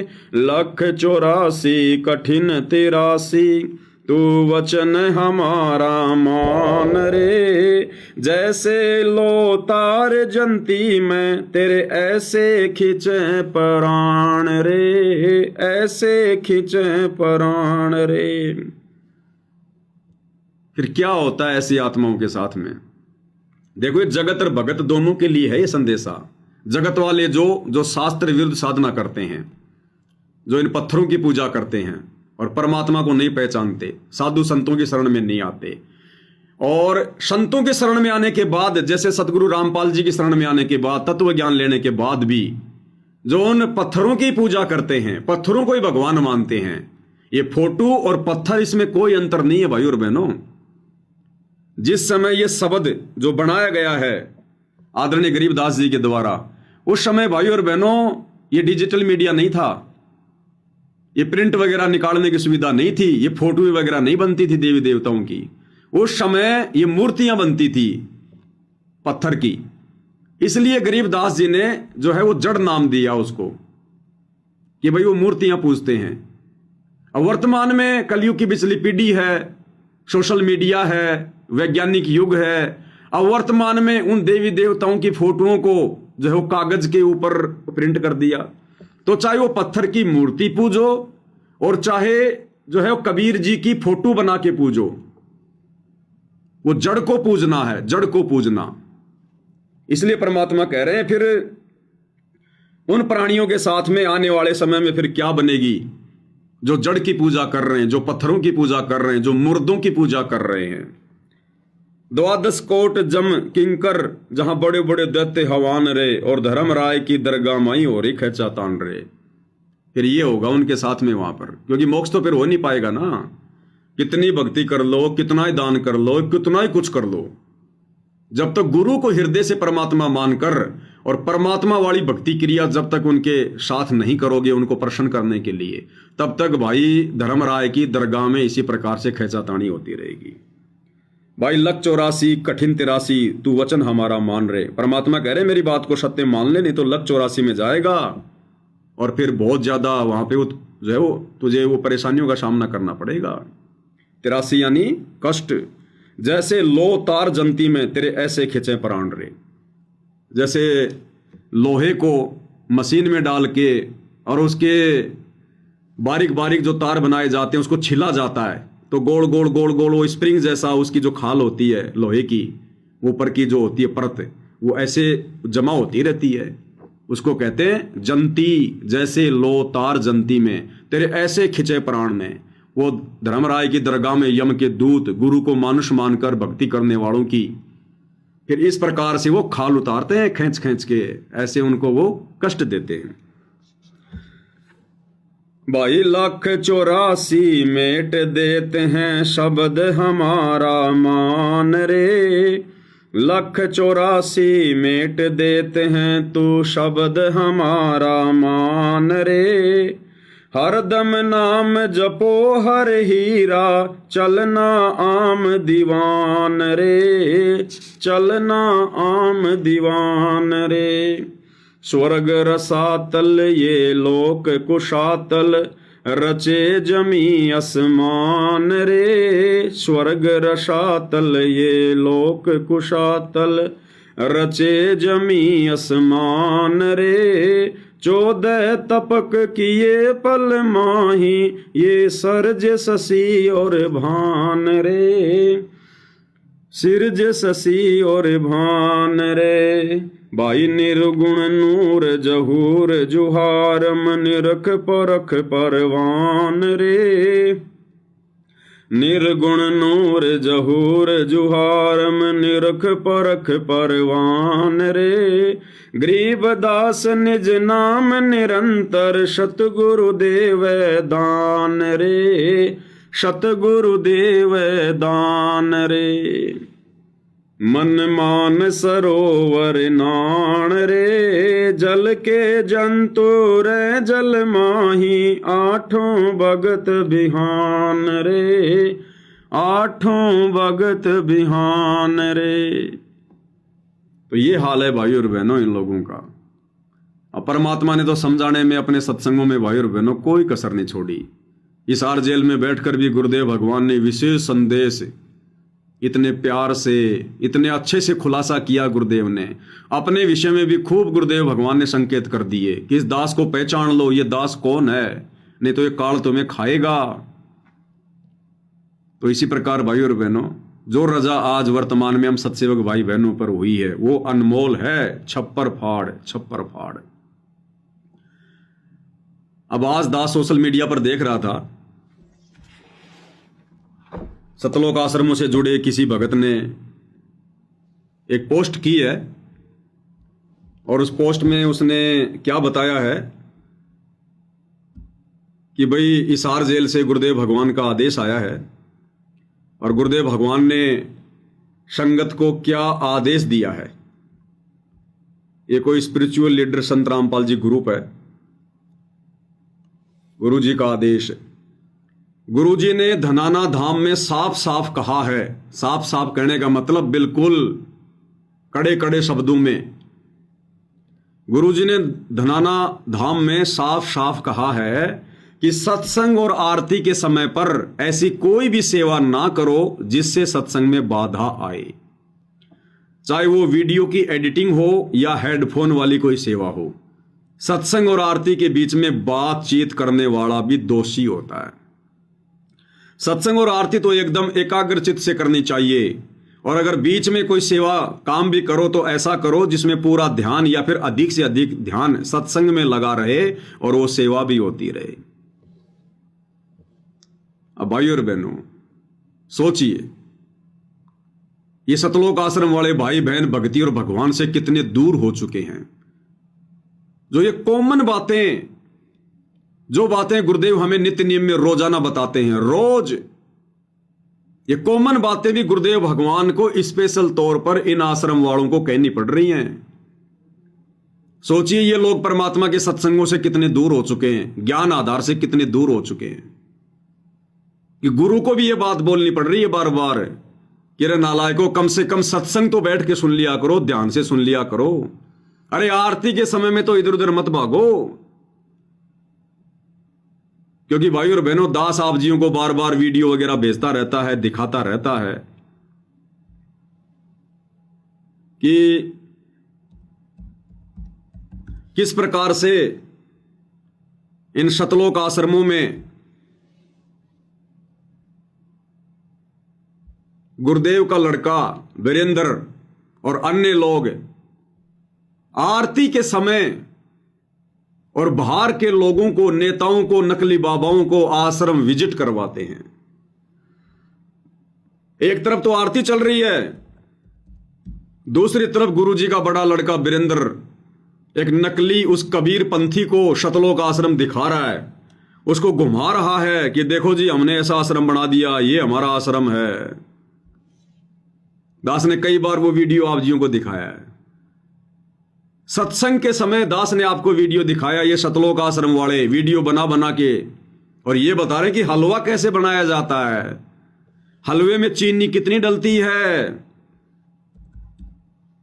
हलवे में चीनी कितनी डलती है, हलवे में मीठा कितना डलता है। आरती के समय, सत्संग के समय ये हलवा बनाते रहते हैं और वीडियो बनाते हैं, इसमें इतना घी डलेगा, इतनी शक्कर डलेगी, फिर इसको इतना रोड़ेंगे, फिर ये हलवा तैयार होगा, और उधर नित्य नियम चल रहा है। और गुरुदेव क्या कह रहे हैं कि सेवा भी अगर करनी है तो ऐसी सेवा करो जिस सेवा को करते करते भी सारा का सारा ध्यान तुम्हारा सत्संग में हो, आरती में हो। अब बताओ भाई और बहनों, इस प्रोसीजर से वर्तमान में भक्ति कौन कर रहा है? इस विधि से, जो विधि गुरुदेव भगवान बता रहे हैं, आदेश दे रहे हैं, अरे 30 साल सत्संग करने के बाद अगर गुरु ने संगत को यह बताना पड़ रहा है कि आरती ऐसे करनी चाहिए, सत्संग ऐसे सुनने चाहिए, तो धिक्कार है उस भगत की कॉमन सेंस को, धिक्कार है उस भगत को जिसने गुरु ने बेसिक बात भी जोर देकर समझानी पड़ रही है। अब सोचिए भाई और बहनों, गुरुदेव भगवान का छप्पर फाड़ा आशीर्वाद कहां है? अरे इस विधि से तो आरती हम सत्सेवक भाई बहन करते हैं, 100 काम छोड़कर सत्संग सुनते हैं, 100 काम छोड़कर, और गुरुदेव भगवान की आरती उतारते उतारते हम लोग जो है उनकी महिमा कर रहे हैं। संध्या आरती, सुबह का नित्य नियम, तीनों समय की आरती हाथ में भक्ति बोध लेकर, या गुरुदेव भगवान की जो आरती है, हम भगत भाई बहन उसको अपने मुंह से उसको रिकॉर्ड करके साइड में उसको चला के, और वो शब्द हम ध्यान से सुनते हैं, और गुरुदेव भगवान की आरती उतारते उनके ऊपर हम चवर करते हैं।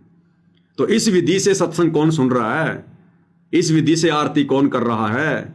तो गुरु का आशीर्वाद कहां होगा? फिर किन आत्माओं से गुरु प्रसन्न होगा? इसलिए दास कहता है कि ये जो साध संगति है, ये गुरुदेव भगवान का यथार्थ 13वां कबीर पंथ है, यथार्थ 13वां कबीर पंथ। और गुरुदेव के आशीर्वाद से यहां पर आप और भगत भाई बहन इतनी अच्छी भक्ति कर पा रहे हैं, मर्यादा निभा पा रहे हैं। अन्यथा इन आश्रमों में देख लो, ये कहते हैं कि शतलोक आश्रम तो भक्ति के केंद्र हैं, और भक्ति की यहां पर छीट भी नहीं है। वो अंतर्यामी भगवान तो हिसार जेल में बैठ के सब देख रहे हैं ना, ये क्या ड्रामे कर रहे हैं, कैसे इनकी आरतियां होती हैं। इन आश्रमों में जाकर आने वाले भगत भाई बहन बता रहे हैं कि भगत जी हम चले तो गए, लेकिन हमारा तो मन वहां बिल्कुल नहीं लगा, सात संगतियों वाली खुराक वहां बिल्कुल भी नहीं है, 1% भी। बोला सतगुरु रामपाल जी भगवान के समय शतलोक आश्रमों में कम से कम संगत आरती के समय बैठ तो जाया करती थी। वर्तमान में तो कोई बैठता भी नहीं है, कोई बाथरूम में भग रहा है, कोई भंडारा ले रहा है, कोई दूसरी तरफ जा रहा है, मोबाइल ले लेके बैठे हुए हैं, मोबाइल में लोग देख रहे हैं, खेल रहे हैं, आरती चल रही है, हो गई आरती, कोई लेट रहा है, कोई आपस में बातचीत हो रही है, जैसे किसी ब्याह शादी में होता ना, वैसा होता है वहां पर। उसके बाद उन भाइयों ने फिर आश्रम में जाना छोड़ दिया कि भाई यहां भक्ति नहीं है, हम तो गलती से आ गए थे, यहां पर यहां आत्मा की खुराक नहीं है। तो ये दया गुरुदेव आप और हमारे ऊपर बख्श रहे हैं। और सोचो भाई और बहनों, इन आश्रम वालों को गुरुदेव ये आदेश दे रहे हैं, इन आश्रम वालों को, इन लोगों के अनुसार, इन आश्रम वालों को, जबकि आश्रम वालों को इस प्रकार के आदेशों की आवश्यकता नहीं पड़नी चाहिए। जिस प्रकार हॉस्पिटल में कोई रोगी एडमिट है, और हॉस्पिटल में एडमिट रोगी को ज्यादा टेंशन नहीं होती है। क्यों नहीं होती? क्योंकि अगर कोई दिक्कत भी हो गई तो वहां पर डॉक्टर होता है, तुरंत डॉक्टर उसकी हेल्प करेगा, उसकी मदद करेगा। लेकिन ये सतलोक आश्रम वाले तो, जो भक्ति रूपी हॉस्पिटल है, उस आश्रम में भी भाई और बहनों ये एकाग्रचित होकर बैठकर या खड़े होकर या भक्ति बोध लेकर ध्यान से आरती नहीं कर रहे। तो सोचो भाई और बहनों, जब ये उन आश्रमों से अपने घरों पर आते होंगे तो अपने घरों पर फिर ये क्या आरती करते होंगे, ये क्या सत्संग सुनते होंगे, कितने ध्यान से सुनते होंगे। जब गुरुदेव ने यहां तक लिखना पड़ा, आदेश देना पड़ा अंतर्यामी ने कि रे कम से कम तुम इतनी दूर दूर से आते हो, कोई 1000 किलोमीटर से आ रहा है, कोई 500 किलोमीटर से आ रहा है, क्यों आ रहे हो? टाइम पास के लिए आ रहे हो क्या? अरे आश्रम में भक्ति के लिए जाते हैं, सेवा के लिए जाते हैं, और तुम इन आश्रमों में आकर भी वही बकवाद करते हो। तुम्हारी नींद ही पूरी नहीं होती, तुम्हारी मोबाइल से आंखें नहीं हटती, तो फिर तुम क्यों आ रहे हो आश्रम में? तो सोचो भाई और बहनों, आश्रमों में जिनकी भक्ति ये है, तो सोचो आश्रम में तो महीने में वो 2 दिन जाते होंगे, बाकी के 28 दिन अपने घरों पर वो क्या भक्ति करते होंगे। तो ये दया भी पूज्य गुरुदेव भगवान ने आप और हमारे ऊपर बख्शी हुई है, और इस संदेश के माध्यम से सत्सेवक भाई बहनों ने और सावधानी बरतनी है। अगर कोई सत्सेवक भाई बहन गफलत में चल रहा हो, आरती के समय या सत्संग के समय यदि वो फालतू की यदि कोई वो क्रिया करता हो, तो भाई उनको भी सावधान होने की जरूरत है। आदेश तो आदेश ही होता है। मैं इस लिखे हुए पैराग्राफ को आदेश इसलिए बता रहा हूं, मुझे नहीं पता ये गुरुदेव का आदेश है या नहीं है। जिस भगत ने ये डाला है गुरु जी का आदेश बताकर, मैं इसको आदेश इसलिए मान रहा हूं, बता नहीं रहा, मान रहा हूं, क्योंकि ये जो लिखी हुई लाइनें हैं ये मेरे गुरुदेव के तत्व ज्ञान से संबंधित हैं। ये गुरुदेव भगवान के वचनों से मेल खाती हैं, उनके सत्संगों के अनुसार है ये। इसलिए ये चाहे धनाना आश्रम में आदेश आया हो, चाहे किसी और भगत को गुरुदेव ने दिया हो, लेकिन ये गुरुदेव के सत्संगों से मेल खा रही है, इसलिए मैं इसका समर्थन कर रहा हूं। हम उन तमाम आदेशों का समर्थन करेंगे जो आदेश गुरुदेव के सत्संगों से मेल खाएंगे, वो चाहे सतलोक आश्रम की तरफ से आओ या चाहे वैसे कोई भगत बताओ। लेकिन ये लोग ऐसा कोई आदेश पारित ही नहीं करते जो गुरुदेव के ज्ञान के अनुसार हो। तो जो आदेश गुरुदेव के अनुसार होगा, उनके भक्ति विधान के अनुसार होगा, उसको हम बिल्कुल सत्य मानेंगे। तो ये जो आदेश है ये गुरुदेव भगवान के भक्ति विधान के अनुसार है, बिल्कुल सत्य है। तो हम सत्सेवक भाई बहनों ने और अधिक ध्यान रखना है और अधिक विशेष सावधानी रखनी है कि आरती के समय हम अन्य कोई दूसरा काम ना करें। और इसीलिए सतगुरुदेव भगवान ने ये पाती पंच पोहप कर पूजा, देव निरंजन और न दूजा, हमसे इस विधि से आरती करवानी शुरू की है, ताकि मन को बकवाद करने के लिए, इधर उधर की बातें सोचने के लिए समय ना मिले। अगर आरती करते समय सुबह का नित्य नियम या शाम की संध्या आरती, जब गुरुदेव की आरती करते हुए हम उनकी महिमा करेंगे, तो हमारा ध्यान कहाँ रहेगा? या तो वाणियों में रहेगा या फिर सामने गुरुदेव भगवान के स्वरूप में रहेगा, क्योंकि हम आरती उनके स्वरूप को देखकर कर रहे हैं सामने। तो कान क्या सुनेंगे? गुरुदेव के वचन, वो वाणियां, वो चाहे भगत की जुबान में हो चाहे गुरुदेव की जुबान में हो। और आंखें क्या देखेंगी? अपने गुरुदेव का स्वरूप।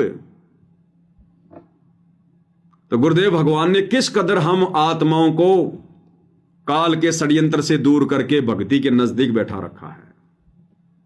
तो यह दया भी परमात्मा की विशेष तौर पर आप और हम भगत भाई बहनों के ऊपर हुई है, और हमने पूज्य गुरुदेव भगवान की इस रजा को भाई और बहनों इसी प्रकार से आजीवन बना के रखना है, आजीवन। तभी हमारा यहां से पीछा छूटेगा, हमारी बात बनेगी। ये सात संगतियां भगवान ने इसलिए शुरू करवाई है ताकि हम जागरूक रहें, जागृत रहें मन को, क्योंकि मन रूप में ये काल ही बैठा है साक्षात। तो गुरुदेव कहते हैं कि इस मन को यानी इस काल को जरा भी मौका ना मिले अब, क्योंकि अब ये बड़ी बड़ी गलतियां करवाने की कोशिश करेगा। इसको भी पता है कि मेरे हाथ से मेरा भोजन निकलता जा रहा है और विनाशकालीन समय बहुत नजदीक है। हम 2025 के एंड में जी रहे हैं।